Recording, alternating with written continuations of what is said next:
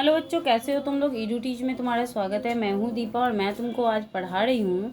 वो है लघु उत्तरीय प्रश्न। क्या है वो? है लघु उत्तरीय प्रश्न। क्योंकि हिस्ट्री में जो है तुमको बहुत सारा चीज़ हम पढ़ा चुके हैं और ये एक्सरसाइज 1 का है। इसमें जो है मिलान करने वाला हम बता दिए हैं। इसमें जो है अति लघु उत्तरीय बता चुके हैं और अब जो बता रहे हैं वो है लघु उत्तरीय। ठीक है, तो लघु उत्तरीय का जो प्रश्न है वो है 1848 के फ्रांसीसी क्रांति के कारण क्या थे। क्वेश्चन क्या है? 1848 के फ्रांसीसी क्रांति के क्या कारण थे। ठीक है तो ये इस क्वेश्चन का आंसर जो होगा, देखो यहाँ तो लिखा हुआ है बट इसको समझ लोगे तो क्या होगा, जब तुम्हारा एग्जाम आएगा ना उस टाइम तुम्हारे माइंड में रहेगा और तुम आराम से लिख सकते हो। प्लस इसको तुम नोट करके अपने कॉपी में भी रख सकते हो, क्योंकि ये सारा जो क्वेश्चन है तुम्हारा समझो फर्स्ट एक्सरसाइज से और हर सब्जेक्ट का हर चैप्टर हम लोग इस चैनल पर पढ़ाने वाले हैं। अगर तुम मेरे चैनल पर नए हो ना, सब्सक्राइब कर लेना, लाइक कर देना, कमेंट कर देना और शेयर भी कर देना। ठीक है, चलो 1848 के फ्रांसीसी क्रांति के क्या कारण थे। तो फ्रांस में जुलाई 1880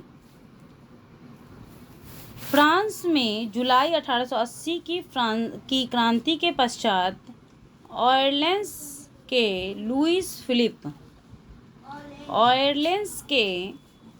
फ्रांस में जुलाई 1830 की क्रांति के पश्चात ऑरलेंस के लुई फिलिप उदारवादी पत्रकारों तथा पेरिस की जनता के समर्थन से सत्ता प्राप्त की। क्या है, फिर से देख लेते हैं। फ्रांस में जुलाई 1830 की क्रांति के पश्चात, ठीक है, जब फ्रांस में जुलाई 1830 में क्रांति हुआ था ना, उसके पश्चात क्या हुआ था, ऑरलेंस लुई फिलिप जो था वो उदारवादी पत्रकार तथा पेरिस की जनता के समर्थन में सत्ता प्राप्त की। कौन प्राप्त किया? ऑरलेंस प्राप्त किया। ऑरलेंस के लुई फिलिप ने सबके सहयोग से क्या हुआ, सत्ता प्राप्त किया। कब प्राप्त किया? तो 1830 ईस्वी में। देखो, एक चीज को अगर हम अपने माइंड में घुसा लेंगे ना तो वो कभी भी नहीं जाएगा। पहली बात, फ्रांस की क्रांति कब हुई थी? तो 1848 ईस्वी में। जब फ्रांस में जुलाई 1830 की क्रांति हुआ था, है ना, उसके पश्चात जो है ऑरलेंस के लुई फिलिप जो है उदारवादी पत्रकार और पेरिस की जो जनता थी उसके समर्थन को प्राप्त करने के बाद सत्ता का क्या हुआ, प्राप्त कर लिया। क्या कर लिया? ये सत्ता को प्राप्त कर लिया। राजा बनने के बाद लुई फिलिप ने मताधिकार के को मध्यम वर्ग तक तो पहुंचा दिया, किंतु साधारण जनता को कोई लाभ नहीं मिला।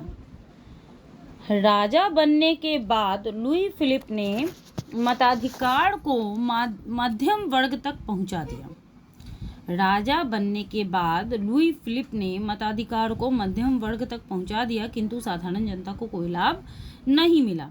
मतलब कि लुई फिलिप जो है वो मताधिकार को प्राप्त करने के बाद क्या हुआ, राजा बनने के बाद लुई फिलिप ने मताधिकार को मध्यम वर्ग तक पहुंचा दिया। मतलब कि वोट, मताधिकार मतलब क्या होता है? वोट देने का अधिकार।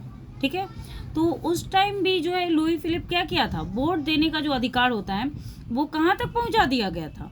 मध्यम वर्ग तक। लेकिन जनसाधारण को अगर मान लो कि मत देने का अधिकार उस समय बहुत ज़्यादा इम्पोर्टेंस नहीं रखता था और किसी व्यक्ति को अगर मान लो कि मत देने का अधिकार दे दिया जाए लेकिन उसके बदला में उसको अगर कोई फायदा नहीं मिलेगा जनता को, तो वैसा मत देके इन लोगों को क्या फायदा था? कुछ नहीं था।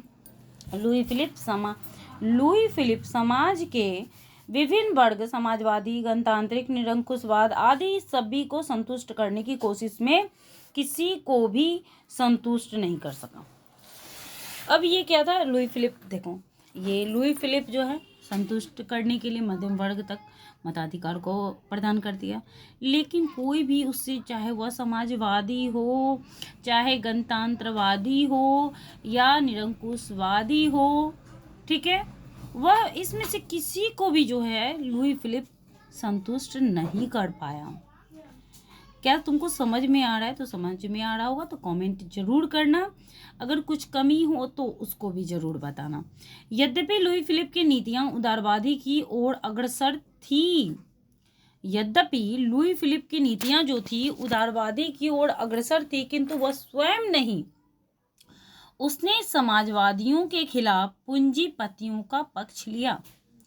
यद्यपि लुई फिलिप की नीतियां उदारवाद की ओर अग्रसर थी, किंतु वह स्वयं नहीं, उसने समाजवादियों के खिलाफ पूंजीपतियों का पक्ष लिया।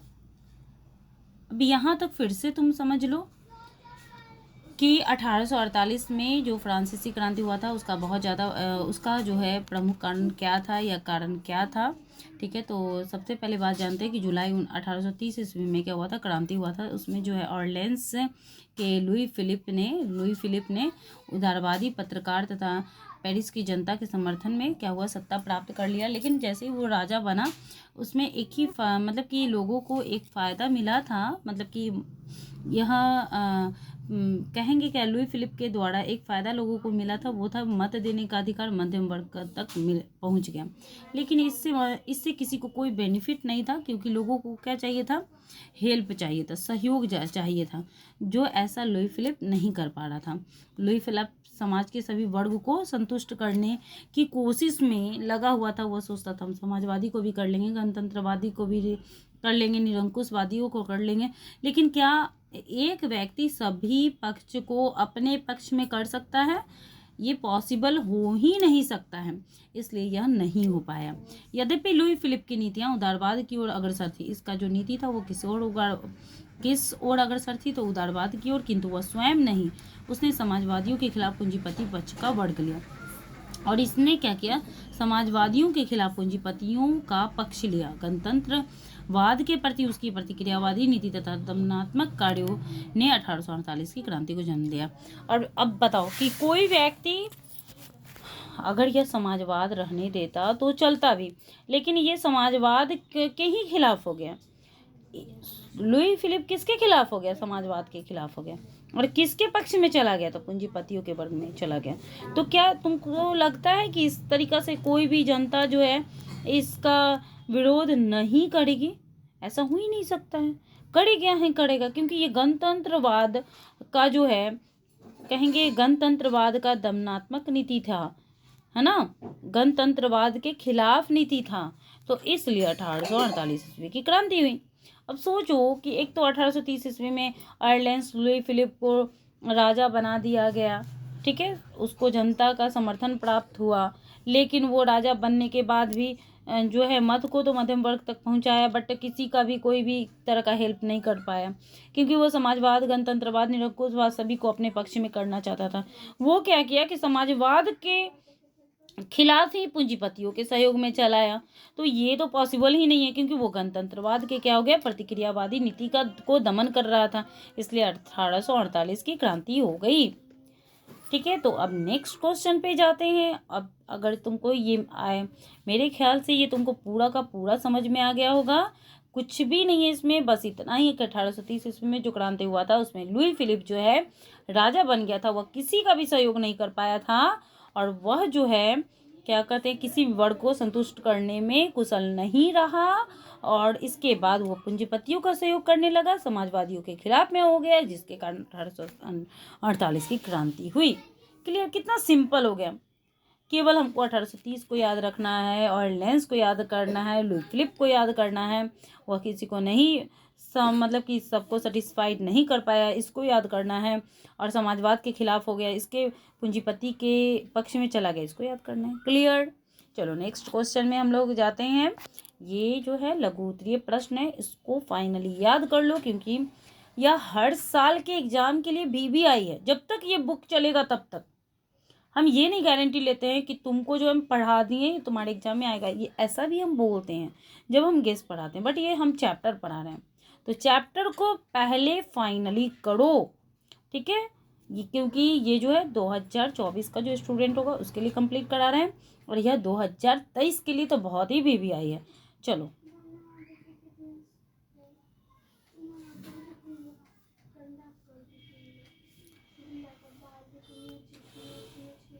देखो बहुत मेहनत करना पड़ता है।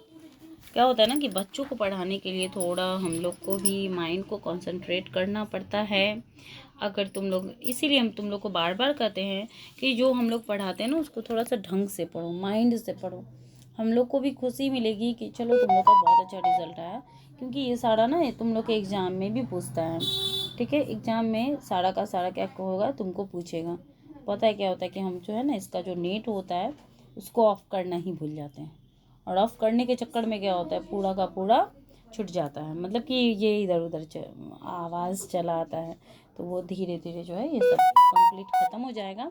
चलो तो हम लोग क्वेश्चन देखते हैं। इडली, इसको पहले हम लोग कर लें, इसको डिलीट मार लें।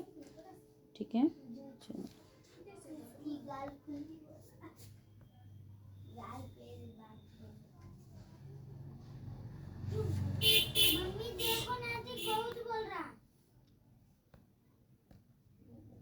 चलो मेरा बच्चा सब भी चिल्ला रहा है झूठ मूठ के।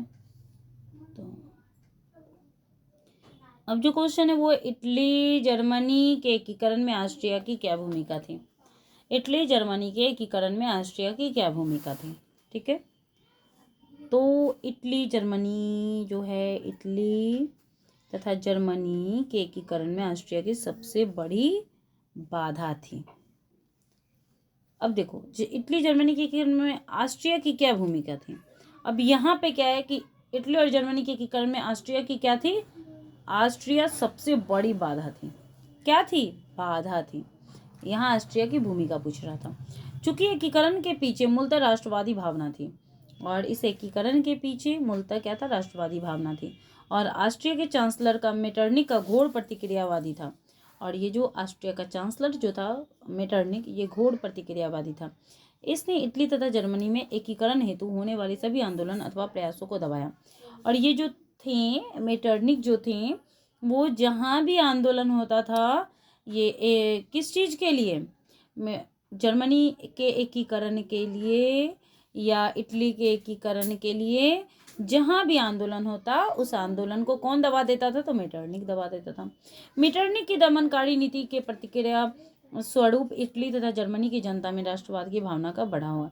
अब किसी चीज़ को बंद करोगे ना, मतलब कि अगर मानो कि एकीकरण की प्रक्रिया को वो बंद करेगा तो वो प्रक्रिया क्या हो जाएगा, और ज़्यादा बढ़ जाएगा।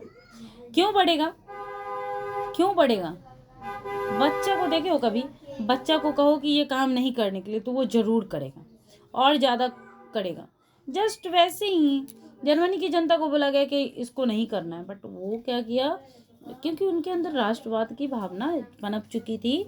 नहीं, मेरे को जर्मनी को एकीकरण करना है, इटली को एकीकृत करना है, तो इसको कौन रोक सकता है, मेटरनिक भी तो इसको दबा नहीं पाएगा ना।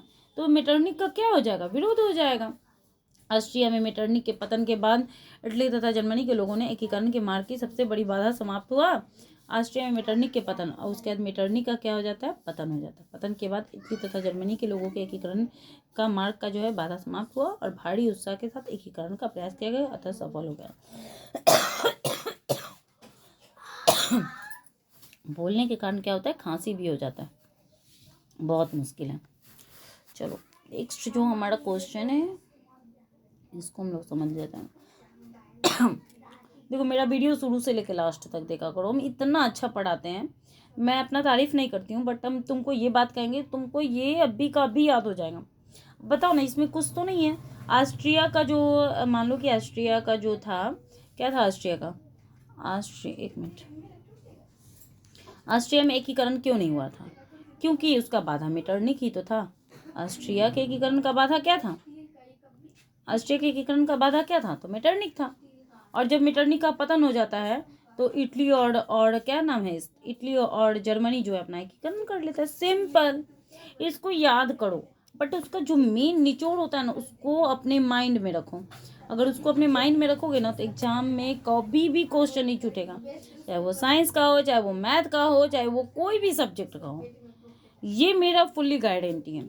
चलो तीसरा क्वेश्चन, यूरोप में राष्ट्रवाद को फैलाने में नेपोलियन बोनापार्ट किस तरह सहायक हुआ। यूरोप में राष्ट्रवाद को फैलाने में नेपोलियन बोनापार्ट किस तरह सहायक हुआ।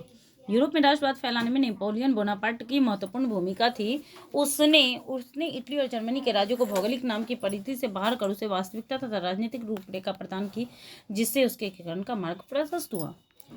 यूरोप में राष्ट्रवाद फैलाने में नेपोलियन बोनापार्ट की महत्वपूर्ण भूमिका थी। उसने इटली तथा जर्मनी के राज्यों को भौगोलिक नाम की परिधि से बाहर कर उसे वास्तविक तथा राजनीतिक रूपरेखा प्रदान की। इसको राजनीतिक रूपरेखा कौन प्रदान किया? तो वो नेपोलियन बोनापार्ट प्रदान किया। इस प्रकार से यूरोप में राष्ट्रवाद को फैलाने में नेपोलियन बोनापार्ट का बहुत ज़्यादा इनका ये बहुत ज़्यादा सहायक सिद्ध हुए।